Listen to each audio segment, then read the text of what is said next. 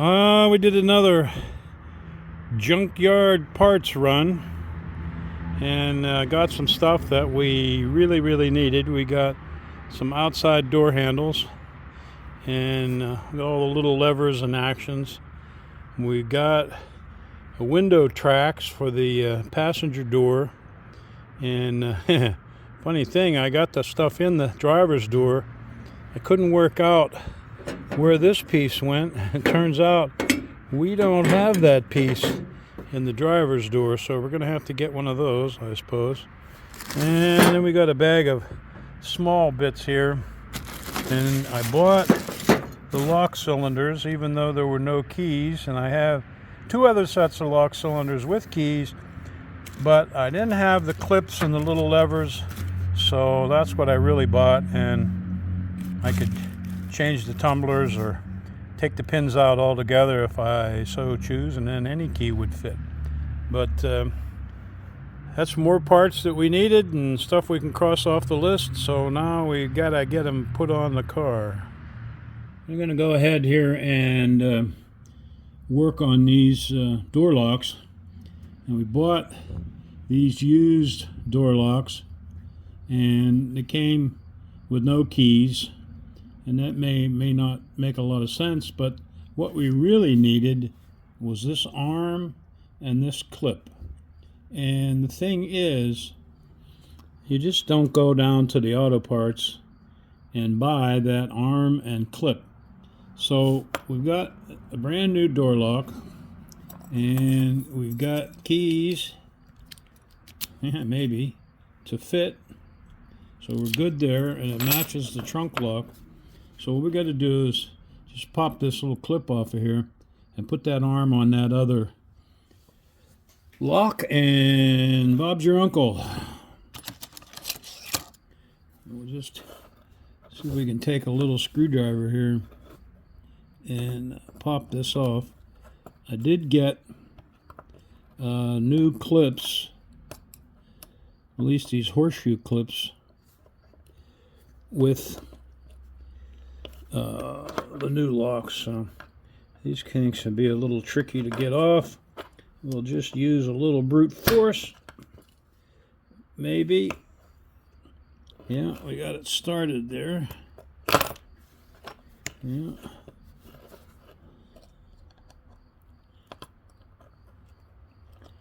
There we go.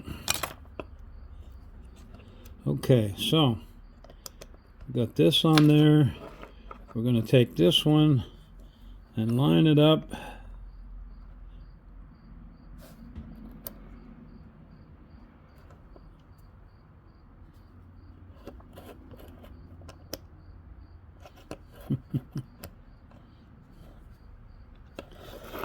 Okay, only goes on there one way, works through an arc.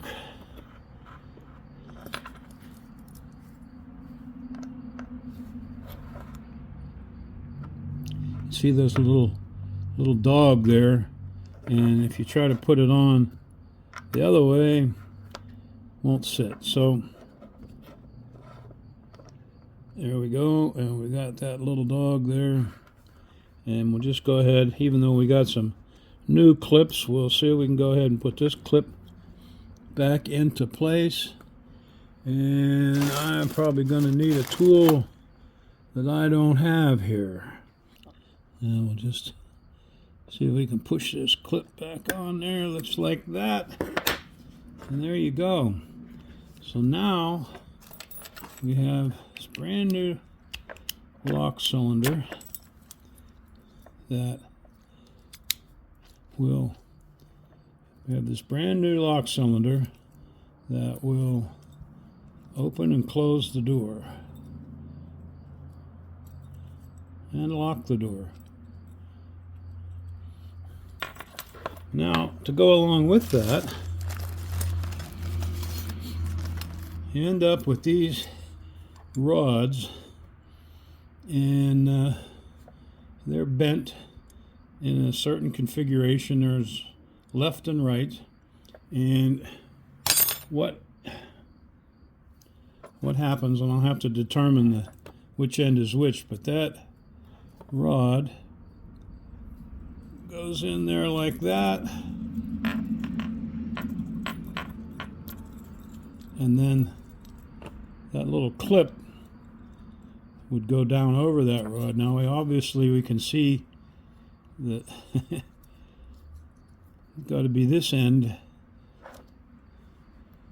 that goes in there, and then that clips over like that, and then that rod hangs down and works the lock. Boom, boom, boom. And there you have it. Now, when you get to these old locks, sometimes if you don't have a key, an old trick is to take the lock apart, pop this cap off right here. You can get it off without poking your fingers.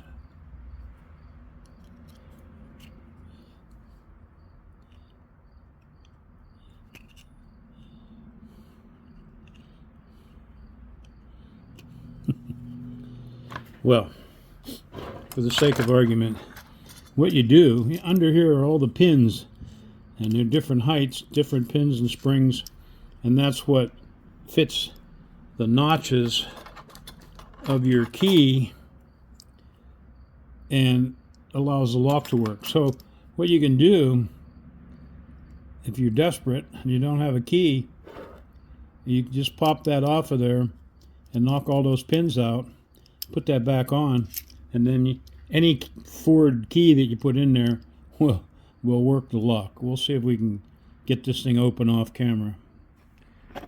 So you can see we pried that little cover off of there, and now what you have in there are these little springs and pins that really make up the lock, and you can dump them out.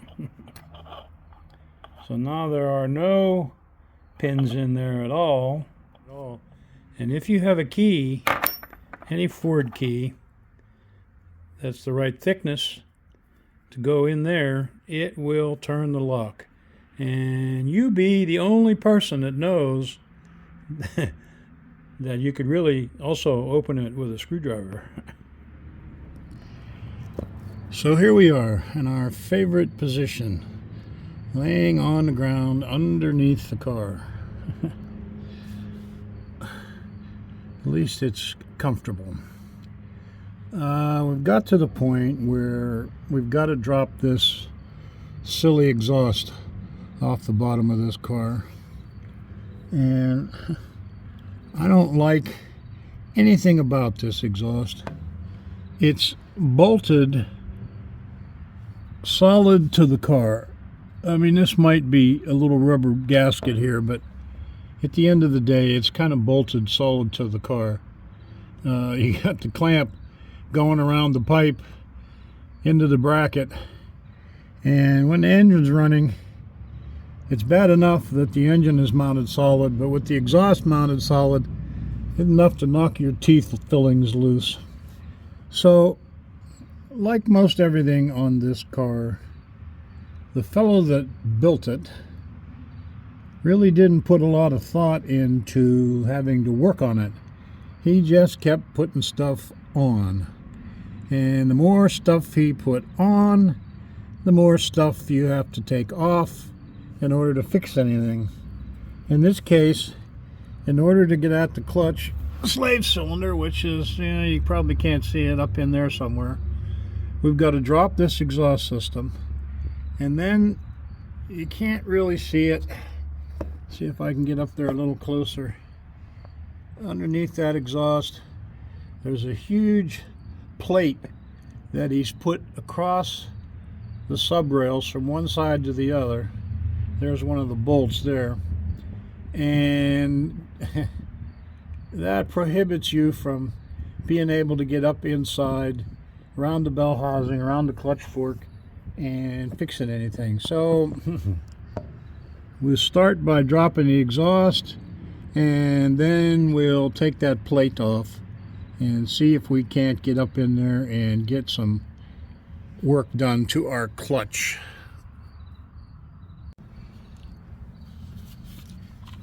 Now our intention was to use our Spiffy Diffy battery powered ratchet to get this exhaust off of here. We just got some clamps holding it up, but in some places the nuts are up between the bracket and the floor, and I'm not sure we can get our ratchet on them.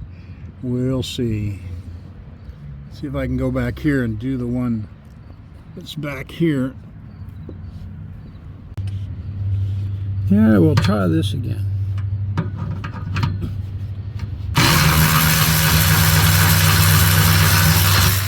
Wow, look at that.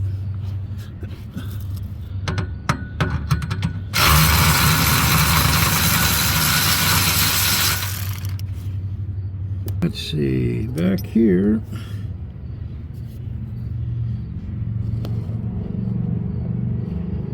We're 7/16, I believe. Yeah.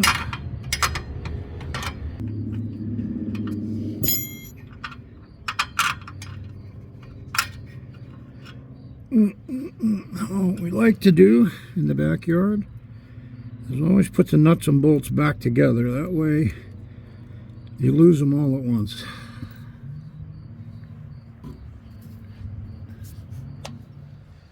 Well, no need to unscrew it. It just slid right off of there. A good thing the whole thing was bolted solid to the floor. It would have just slid out on the ground. Yeah, here's this fancy plate that was bolted across the bottom of the front suspension. And I gotta tell you, a nice looking piece, but man, that thing's got to weigh 30 pounds. So this part of the plate bolted up to the bottom of the front cross member between the lower control arms, and you had 1/4 inch bolt, 1/4 inch bolt, so four 8 1/4 inch bolts holding that to there. And then this part comes back, and you have 2 bolts here on either side that are bolted to the subframe. And these 2 bolts, believe it or not, bolt to the bottom of the bell housing. There's 2 brackets bolted to the bottom lip of the bell housing, and that bolts to there. Now I don't know why the hell you already got the engine mounted sort of front and back. I don't know why you'd need to bolt the bell housing there, but that's what they did. So we're gonna see if we can't take some weight out of this. At the very least, you can see where these holes were in the front cross member. I think we'll put some holes in that plate there. It's not going to hurt it, and we'll take some weight out of it. I don't know. Nice looking piece. The other thing we've got to do, we'll just flip it over here, is so this is the front, and this hangs down. This part here hangs down quite a bit, and because of that, I mean, you've got probably an inch piece of inch tube there. The exhaust has got to be below that. So my thinking is to cut this right here and right here and put a piece underneath to tie those together, and then the exhaust could run through here and be a lot closer to the bottom of the car. So that's what we're going to work on.